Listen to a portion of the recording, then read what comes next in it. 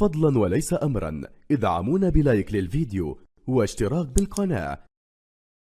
بشعار الله الوطن الملك هكذا نعيش وإياكم على نغمات النشيد الوطني الخالد يعزف بملعب أدرار لمدينة أكادير ضمن الحضور الرسمي في المنصة الشرفية لرئيس الجامعة الملكية المغربية لكرة القدم فوزي لقجة، إضافة إلى باقي أعضاء أكيد الجامعة الملكية المغربية لكرة القدم. إذا سريعا نتعرف على تشكيلة المنتخبين. هذه اختيارات وليد الركراكي في مباراة الليلة: بونو ياسين في حراسة المرمى، نصير مزراوي 3، عبد الكبير عبقار 18، نايف أقرد 5، أشرف حكيمي رقم 2، بلال خنوس 23، سفيان مرابط رقم 4، ابراهيم دياس رقم 10، حكيم زياس 7، عبد الصمد الزلزولي 16، وسفيان رحيمي نجم الأولمبياد غوليادور الأولمبياد.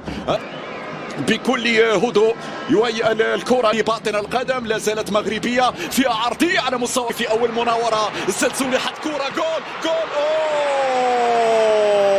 الومضة الأولى والضربة الأولى. بلال دياس بلال يا إبراهيم يلعب على الجهة اليسرى، نسال الزلزولي، هي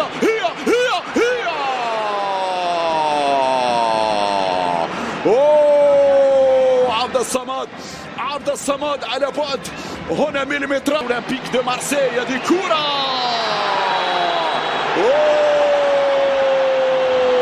ركلة جزاء. نعم ركلة جزاء اصطاد عبد الصمد الزلزولي. نعم كان في إعاقة من مبابا، تدخل كان واضح في حق عبد زياش. يتقدم زياش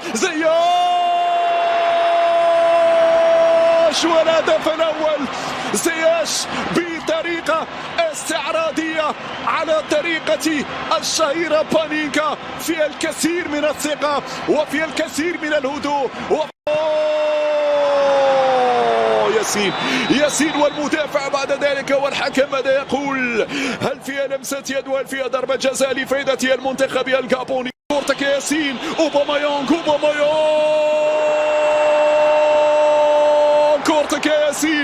كورتك يا ياسين، يتعملق الزعيم.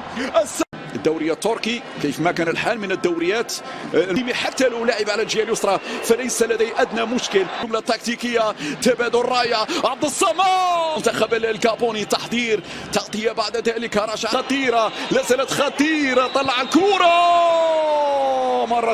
مرت سلامات على مرماك يا ياسين يا بونو. كم كانت صعبه اللقطه الماضيه، منتخب الجابوني. هذه عرضيه، ياسين يتصدى، وبالتالي كرة تتحول إلى الركني. أعتقد الآن هذا المركز لذلك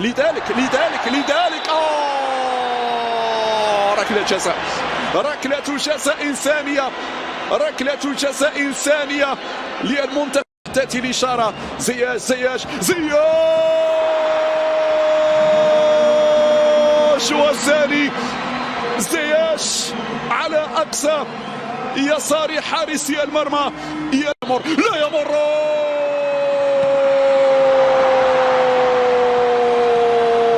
غريبة عالميا، لكن في المباريات الكبيرة وصلت لعبد الصمد. انزل عبد الصمد، العرضية أكثر وادي عند سفيان، هذه عند سفيان لعبد الصمد في العمق، هذه الحكيمي سفيان مر لكن كان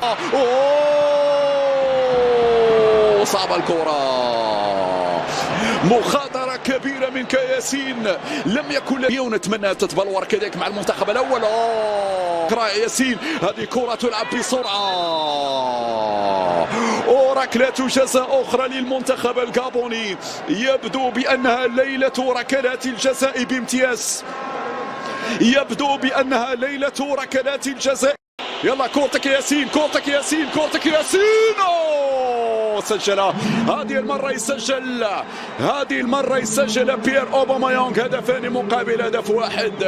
أخطاء على مستوى الدفاع، أخطاء على مستوى التغطية، وبالتالي كان يختبر مع المنتخب الأول ياسين. أو هذه صعبة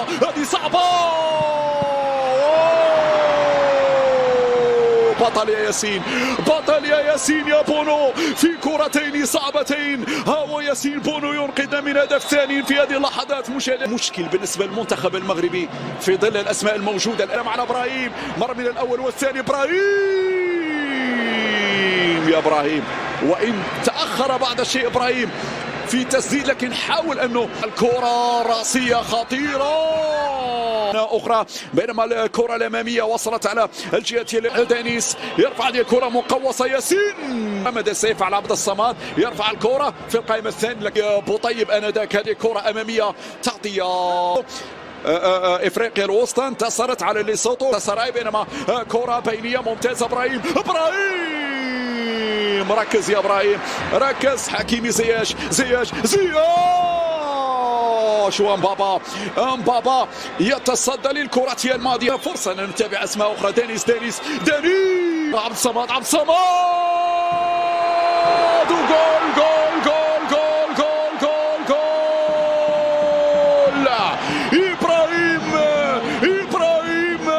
إبراهيم دياس الثالث للنخبة المغربية. هكذا المتابعة من نجم ريال مدريد إبراهيم دياس يوقع على الجول. نجوم لا ليغا يتألقون في الكرة الماضية. عبد الصمد عمل فردي رائع، عبد الصمد عمل ليسوتو اللي يبدو بأنها هي الحلقة الأضعف.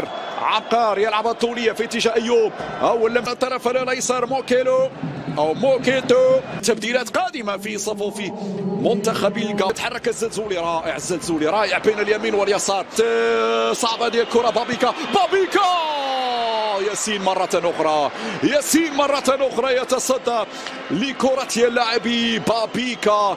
كم كانت خطيرة الكرة الماضية. هنا الإعادة. نتكلم عن اللاعبين غيروا أنديتهم. الكرة البينية خطيرة هذه الكرة. وضعية التسلل ممكن ذلك الكعبي. أيوب